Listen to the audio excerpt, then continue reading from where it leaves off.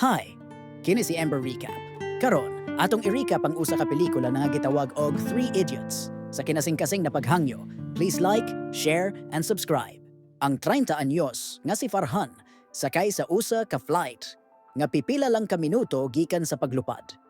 Nakadawat siya og usa ka tawag gikan sa usa ka tawo. Ug ang balita nga ilang gipahayag nakapakurat kaniya hangtod sa kinauyokan. Sa diha nga ang eroplano molupad, siya mitindog gikan sa iyang gilingkuran, naningkamot sa pag-adto sa stewardess. Apan sa wala pa niya mahimo, ang grabe nga kasakit sa iyang dughan, hinungdan nga nawad-an siya sa panimuot. Ang mga piloto nagpatugpa sa eroplano balik sa runway, ug si Farhan nagdali sa gawas sakay sa wheelchair. Sa kalit lang, iyang gibuka ang iyang mga mata, nga nagpamatuod nga peke ang heart attack. Naghimo siya og pipila ka mga jumping jack ug gisultihan ang iyang caretaker nga daw maayos siya sa wala pa molayas. Dayon, nagdali siya sa balay sa iyang higala nga si Raju. Gitawagan usab niya si Raju ug gisultihan siya nga ang ilang ikatulong nga higala nga si Rancho mibalik sa lungsod. Ang balita nakapakurat kang Raju sama sa nahitabo kang Farhan. Dali siyang nagsulob og kamiseta ug midagan sa gawas nga naggunit pa sa iyang sapatos. Sa dihang nagkita ang mga higala, gipahinumduman siya ni Farhan nga nakalimot siya sa pagsulob sa iyang karsones.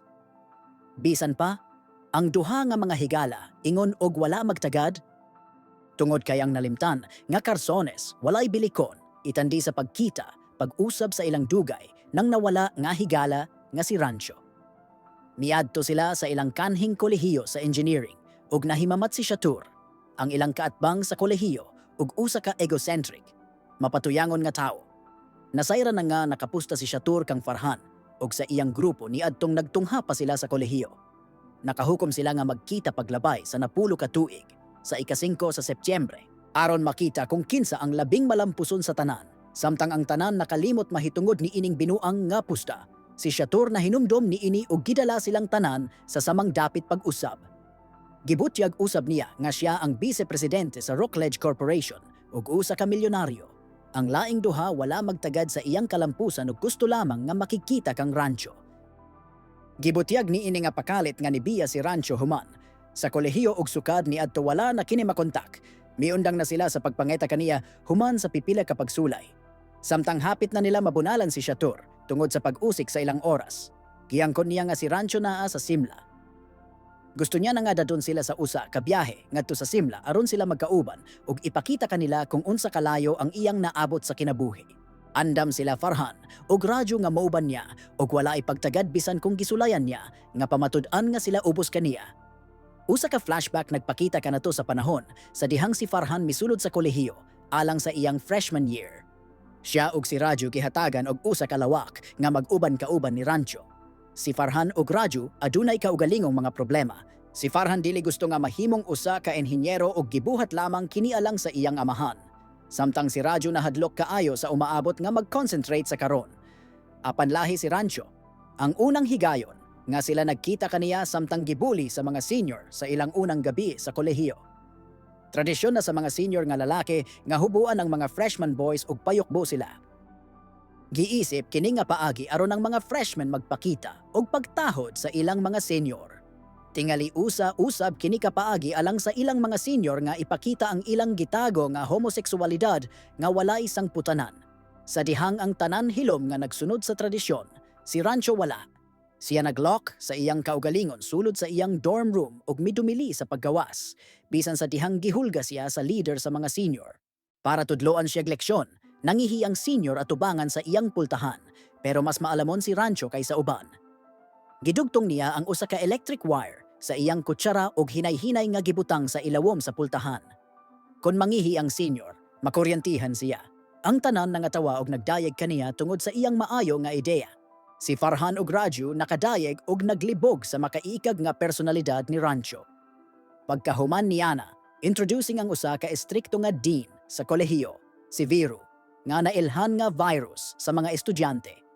Siya usa ka tipikal nga orthodox nga tawo nga naghunahuna nga ang kinabuhi usa ka lumba. Ug ang mga estudyante kinahanglan nga buhaton kung unsa ang gisulti kanila aron magmalampuson. Usa ka butang nga labing gikasilagan ni virus, mao ang pag-usik sa oras. Sa samang rason, siya adunay velcro nga nakapilit sa tanan niyang kamiseta, imbes sa mga botones ug mga kawit sa iyang mga kurbata. Kada tuig, gitigom ni Virus ang mga estudyante sa una nga tuig ug gihatagan sila usa ka pakigpulong bahin sa usa ka espesyal nga pen nga iyang nakuha gikan sa iyang magtutudlo. Ang pluma, ingon sa iyang giingon, usa ka pen sa astronaut nga giimbento sa mga siyentista pagkahuman sa mga tuig nga panukiduki aron makasulat sa kawanangan. Naghulat siya nga ihatag ang ballpen sa usa ka talagsaon nga estudyante sama sa iyang kaugalingon. Apan sa ang iyang 20 ka tuig nga karera, walay nakitan nga estudyante nga igo alang niini. Sa ato pa, taas kaayo ang gihunahuna ni Virus sa iyang kaugalingon. Gihatag ni Virus ang parehas nga pakigpulong sa matag batch sa mga estudyante sa kolehiyo ug wala pa sa iyang kinabuhi nga adunay nangutana kaniya. Apan ning higayuna, nangutana si Rancho kung ngano nga ang mga astronaut wala mo gamit og usa ka pencil. Nakurat si Virus. Ang iyang masulti nga mobalik siya sa pangutana. Pagkahuman sa pakigpulong, ang janitor sa eskwelahan nga trabahante na bata nga ginganlag millimeter nagdayeg kang Rancho alang nini nga pangutana. Gihatagan siya ni Rancho og kwarta para ipalit og uniforme sa eskwelahan. Gitambagan siya nga mosulod sa sabisan unsang eskwelahan nga dili mamatikdan. Ang iyang makaiikag nga personalidad makalingaw kang Farhan. Apan si Radyo naghunahuna nga siya ang magpahinabo kanila og kasamok. Si Rancho dili sama sa kadaghanan sa mga estudyante nga nahimong mga puppet sa propesor. Nangutana siya sa iyang kaugalingon nga mga pangutana, naghimo sa iyang kaugalingon nga mga tubag, ug tinuod nga nahigugma sa engineering. Apan ang mga magtutudlo giisip kini dautan og gipagula siya sa klase. Apan si Rancho naglingkod sa laing random nga klase sa dihang gilabay gikan sa usa. Nag-college siya Rancho dili para diploma, kundi para magtuon.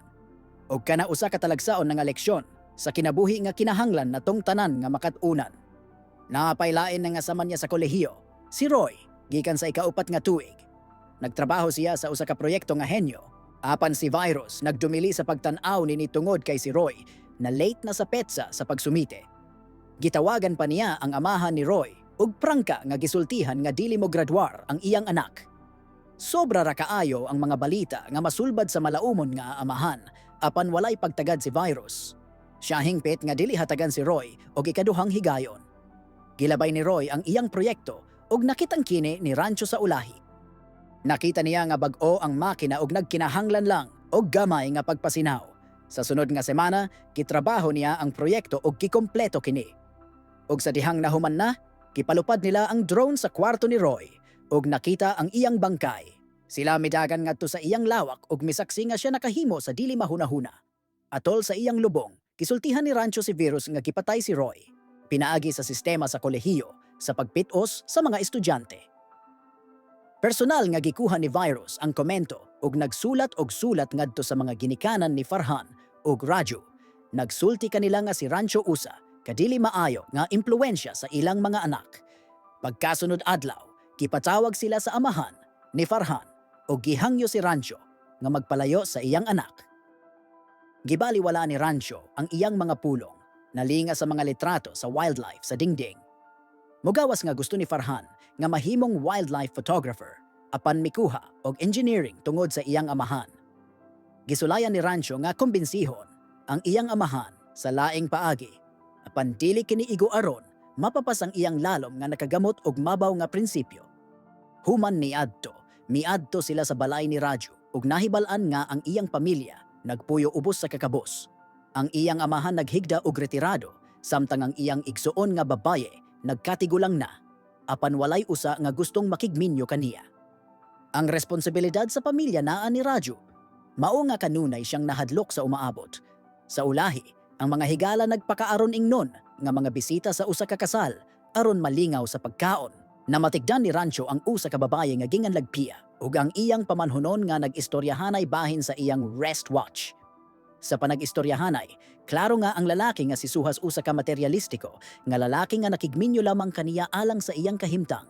Gisultihan ni Rancho si Pia kung unsa ang iyang gihunahuna bahin kang Suhas ug gihulog ang usa ka dressing sa iyang sapatos aron pamatud-an kaniya kung unsa siya ka materialistiko. Sama sa gipaabot, gisinggit ni Suhas ang presyo sa iyang sapatos ug gisinggitan ng waiter tungod sa pagguba nini. Naintriga sa personalidad ni Rancho, si Pia nanggukay ug nahibawan nga siya di ay estudyante sa iyang amahan na si Virus. Sa kamalas nila, ang kasal di ay nga ilang giad tumao ang maguwang nga anak ni Virus. Gisultihan ni Pia ang iyang amahan bahin sa tulo ug gisamok sila. Sa gabi, sa wala pa ang mga eksaminasyon, gisulod ni Shatur ang mga adult nga magasin sa kwarto sa tanan sa pagsulay nga makabalda kanila. Sa nahibal-an ni Rancho kini, determinado siya nga tudloan siya usa ka leksyon. Usa ka adlaw, giimbitar si Shatur nga mohatag og hindi nga sinultihan para sa usa ka importanteng kalihokan sa gugmang putli, apan tungod kay dili siya kahibaw sa pinulungan na hindi, igulang siya sa pag-memorize ni ini apan wala makasabot sa usa ka pulong ni ini. Sa wala niya nahibalan nga giusab ni Rancho ang pipila ka hinungdanon nga mga pulong sa teksto nga adunay, mga pulong sa masadughan ug pag-atake. Sa adlaw sa kalihokan, si Shatur wala mahibalo nga nag-insulto sa mga VIP sa iyang binuang nga sinultihan. Pagkahuman sa kasamok tungod ni ini, nasuko si Shatur. Gihagit niya ang mga lalaki sa pagpusta kung kinsa ang labing daghan nga malampos sa napulo ka tuig. Ug gisulat ang petsa sa Setyembre 5 sa Bongbong. Usa ka adlaw niana, nabanggaan ni Rancho si Pia ug Suhas sa gawas sa usa ka tindahan sa alahas. Bag-o lang siyang gipalitan ni Suhas ug mahalon nga wristwatch. Nag-eksperimento si Rancho ug gipakaaron ingnon siya nga nawala ang wristwatch. Si Suhas nasuko ug sa iyang kasuko nagtawag kaniya nga usa ka idiot sa makausa pa nagpakita sa iyang materialistiko nga bahin. Gibuwagan siya ni Pia human gibalik niya ang relo. Pagkahuman, nakadawat si Rancho usa ka tawag nga nagpahibalo kaniya nga ang amahan ni Raju adunay sakit. Siya ug si Pia nagdrive sa balay ni Raju ug gidala ang iyang amahan sa ospital sa tukmang nga panahon aron maluwas ang iyang kinabuhi. Si Raju pasalamaton ug nagsorry sa iyang amigo. Nakita ni Pia kung unsa kadako ang pagtagad ni Rancho sa iyang mga higala ug nagsugod sa pagkahulog kaniya. Sa katapusan, ang mga resulta sa unang semester nga mga eksaminasyon gimantala. Si Farhan ug Raju ang ranggo sa labing ubos nga posisyon, apan nalipay sila nga labing menos wala sila napakyas. Unya, sa ilang dakong katingala, si Rancho maoy nagranggo sa unang posisyon. Si Shatur nga ikaduha ug si Virus nga nagdumot sa guts ni Rancho mao ang pinakasubo nga mga tawo sa panon. Nagkuha og hulagway. Si Virus kauban ang milabay nga klase, uban sa iyang kiliran ang una ug ikaduhang ranggo nga mga estudyante. Balik sa karon, si Raju ug Farhan nakaabot sa Simla, kauban si Shatur aron makikita kang Rancho. Miabot sila sa iyang balay, sumala sa nahimutangan ni Shatur ug nakitan nga ang amahan ni Rancho namatay ni anang buntaga. Sa diha nga ang tanan nagbangutan, sila miduol sa usa ka tawo. Apan, sa ilang kalibog, ang tawo nga nag-angkon nga si Rancho usa ka lahi nga tawo. Lahi man gani ang hulagway sa ilang picture sa college. Ang mga lalaki nagpahuway sa usa ka duol nga restauran aron maghunahuna sa ilang sunod nga lakang. Samtang nag-istoryahanay sila, gihisgutan ni Shatur ang usa ka bantugan nga siyentista ug inventor nga ginganlag Wangdu nga mopirma sa usa ka milyon nga dolyar nga deal sa iyang kompanya sa sunod semana. Ang laing duha dili kaayo magpakabana mahitungod sa gitawag nga bantugan nga siyentista ug gusto nga mahibal-an kung nganong gikawat ang pagkatawo ni Rancho. Mibalik sila sa balay ug gipangutana ang peke nga Rancho bahin sa tinuod. Ang lalaki mikuhag pusil aron hadlokon sila. Nahadlok si Shatur ug midagan sama sa usa ka talawan. Apan si Farhan ug Raju mibarog. Gihulga usab nila nga ilabay ang abo sa iyang amahan sa kasilyas kung dili niya isulti kanila ang tinuod. Ang tawo sa katapusan, nagpadayag nga siya ang tinuod nga Rancho. Ug ang lalaki nga nag-college uban nila kay anak sa iyang hardinero, nga gitawag nilag Chote. Sa bata pa, gihimo niya ang homework ni Rancho ug gitunan niya. Sa dihang nahibalan, sa amahan ni Rancho, gitugutan niya si Chote nga magpadayon, tungod kay kinahanglan niya ang edukasyon ug kinahanglan ni Rancho ang usa ka degree. Niya nang paagiha, kinahanglan na nga mobalik si Chote pagkahuman sa paggraduar tungod kay misaad siya nga dili na siya makikontak. Human mahibala ni Raju ug Farhan ang iyang bag-ong address. Mibiya sila aron pangitaon siya pag-usab. Sa diha nga ang mga lalaki ana sa katapusang tuig sa kolehiyo, sila gikulbaan mahitungod sa pag-recruit sa trabaho nga mahitabo sa duha ka bulan. Samtang naghatag usa ka pakigpulong bahin sa pag-recruit, giinsulto ni Virus si Farhan ug Raju nga nagpahayag nga dili nila makuha ang mga trabaho. Gitawag niya sila nga mga pildi ug gibugal-bugalan sila atubangan sa tanan. Niya nang gabhiyona nangahubog ang tulo sa kalagot. Samtang hubog, gibutyag ni Rancho nga dunay sulat si Farhan sa iyang bag nga gitumong sa iyang paboritong photographer kinsa gusto niyang makatrabaho. Kitawag usab niya si Raju nga usa ka talawan tungod sa kanunay nga pagkabalakabahin sa umaabot.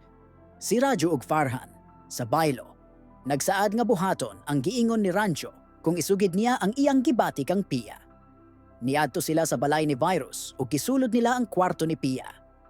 Nakita ni Rancho nga natulog siya ug gisugid ang iyang gibati.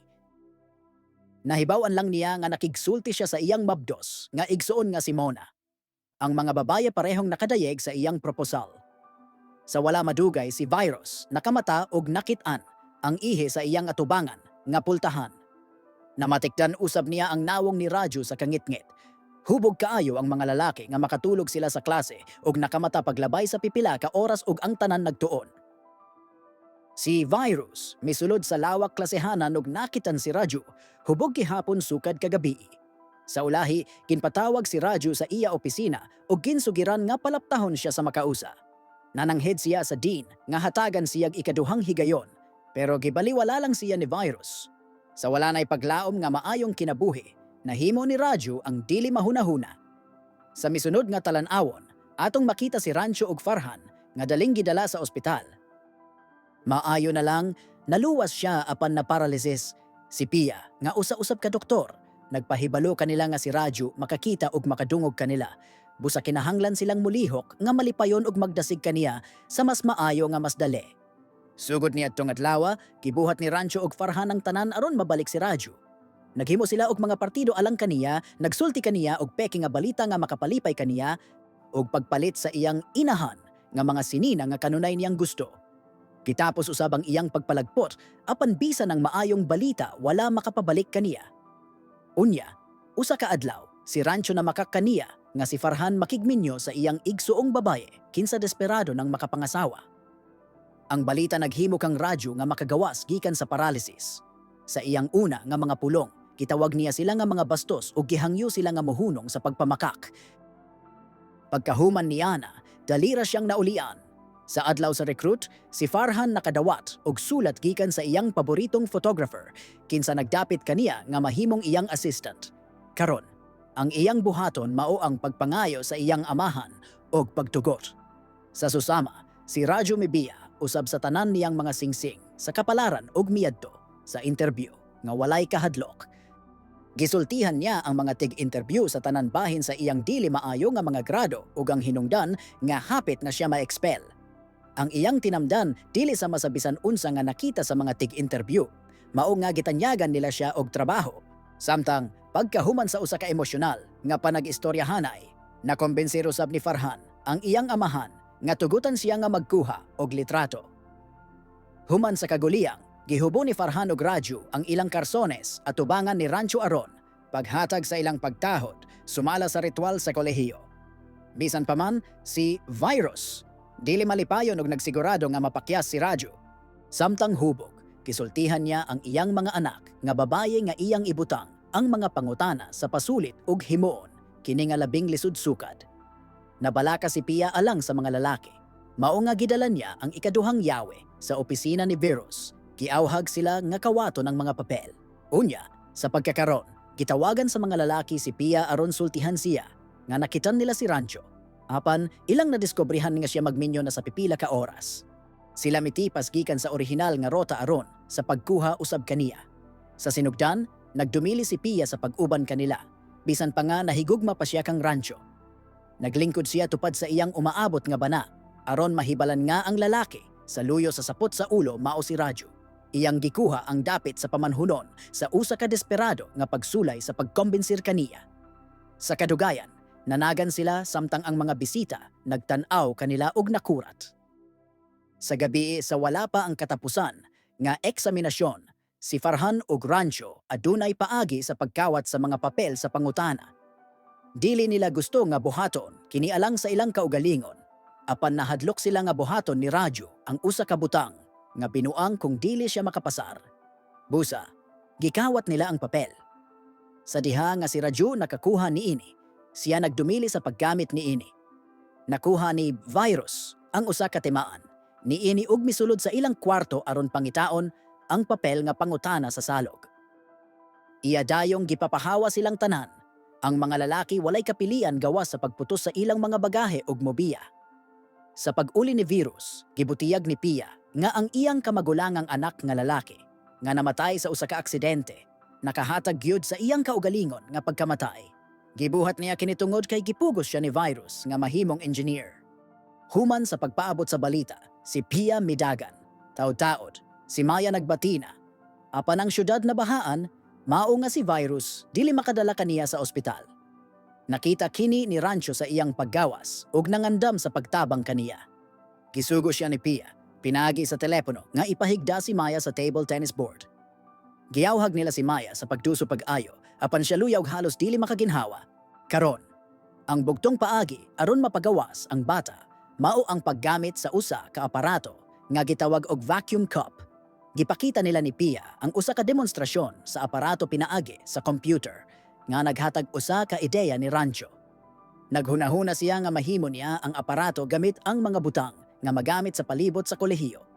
Pagkahuman sa daghang trabaho, sa katapusan naghimo siya usa ka makeshift vacuum cup ug gigamit kini kaniya. Sa katapusan si Mona nanganak ug usa ka maanyag nga batang lalaki nga naghilak human sa usa ka minuto sa iyang pagkahimugso. Mibiya na si Rancho apan gipugngan siya ni Virus ug gihatagan siya sa pensa astronauts nga ihatag unta niya sa usa ka talagsaon nga estudyante. Gitubag usab niya ang unang pangutana nga gipangutana ni Rancho kaniya nga nagingon nga ang lapis dili magamit sa kawanangan tungod kay ang nip ni ini mahimong delikado kung kinimulutaw. Unsa ang usa ka cop-out sa usa ka tubag. Sa katapusan sa gabi, iyang gipasaylo ang mga estudyante o gipakuha sila sa katapusang mga eksaminasyon. Sa sunod nga talan-awon, atong makita ang mga lalaki nga may graduar. Si Rancho na usab ang nag-una sa klase. Samtang nagpadayon ang seremonyas, nagmaneho siya palayo sa usa ka taxi. Kadto ang katapos ang higayon nga nagkita sila si Farhan ug Raju. Sila misulay sa pagkontak kaniya sa makadaghang higayon sulod sa mga katuigan, apan wala siya makit-e. Hangtod karon, sa dihang sila naa sa iyang saktong address. Pag-abot nila sa lugar, nahibawan nila nga eskwelahan diay ni nga gitudloan ni Rancho. Samtang nangita kaniya, midagan sila sa janitor. Millimeter, nga karon dako na. Gisultihan sila nga gidala siya ni Rancho sa iyang eskwelahan aron makuha niya ang husto nga edukasyon. Sa mosunod nga talanawon, si Pia nagmaneho padulong ni Rancho nga nagtudlo sa pipila ka mga estudyante sa daplin sa Lanao. Miduol siya kaniya og gisag pa siya sa nawong sa wala pa siya hagkan. Sa wala madugay, si Farhan ug Raju miduyog ug gikulata siya tungod sa pagbiya kanila. Apan nakasabot sila nga kinahanglang tumanon niya ang iyang saad sa tinuod nga rancho. Samtang nagkita pag-usab ang grupo, si Chator miapil usab kanila og gibiyay-biyay si Rancho tungod sa pagkahimong magtutudlo sa eskwelahan. Iyang gitandi ang iyang milyon-milyong sweldo sa 5,000 rupi ni Rancho. Sa pagkakita nga si Rancho adunay panulat ni Virus, gikuha usab niya kini. Ang uban nga grupo nangutana kang Rancho sa iyang tinuod nga ngalan. Sa katingala sa tanan, siya nahimo nga usa ka bantugan nga inventor. Si Mr. Wangdu, nga gilauman ni Chator nga mopirma sa usa ka kasabutan. Gitawagan siya ni Wangdu gikan sa iyang numero ug gihatod ang mensahe kaniya. Sa katapos ang talanawon, si Chator nangayo og pasaylo kaniya og giablihan ang iyang karsones aron ipakita ang pagtahod sumala sa tradisyon sa kolehiyo. Mag-subscribe alang sa daghang mga video nga sama niini. I-on ang mga pahibalo ug ibilin ang usa kalay karon matabangan ang channel. Salamat sa pagtanaw, amping!